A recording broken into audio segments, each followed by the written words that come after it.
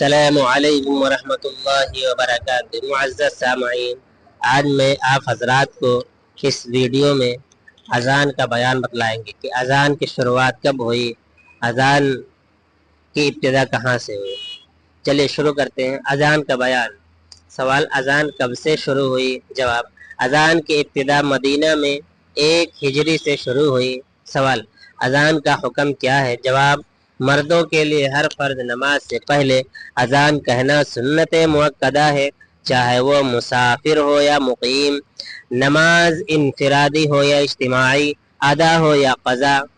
یعنی مردوں کے لیے ہر فرض نماز سے پہلے اذان کہنا سنت مؤکدہ ہے، مسافر ہو یا مقیم، گھر میں رہنے والا ہو، نماز انفرادی ہو، اکیلے میں نماز پڑھتا ہو، یا اجتماعی یا جماعت کے ساتھ، ادا ہو یا قضا، یعنی وقتیہ نماز ہو یا قضا نماز ہو، ہر نماز میں اذان کہنا سنت مؤکدہ ہے مردوں کے لیے۔ سوال، اذان ہوتے وقت کیا کرنا چاہیے؟ جواب، اذان سننے والا مرد ہو یا عورت، پاک ہو یا ناپاک، اس کے لیے ضروری ہے کہ جو کلمات مؤذن سے سنے وہی خود بھی کہے، مگر حی علی الصلاۃ اور حی علی الفلاح کے جواب میں لا حول ولا قوة الا باللہ اور الصلاۃ خیر من النوم کے جواب میں صدقت و بررت اور اقامت میں قد قامت الصلاۃ کے جواب میں اقامها اللہ و ادامها کہیں۔ اقامت میں قد قامت الصلاۃ کے جواب میں اقامها اللہ و ادامها کہیں۔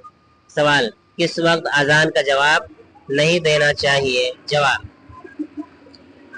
نمبر 1 نماز پڑھتے وقت، نمبر 2 خطبہ جمعہ کے وقت، نمبر 3 علم دین سیکھتے وقت، نمبر 4 کھانا کھاتے وقت، نمبر 5 پیشاب پاخانہ کے وقت، نمبر 6 حیض نفاس کے وقت، نمبر 7 جمعہ کے وقت۔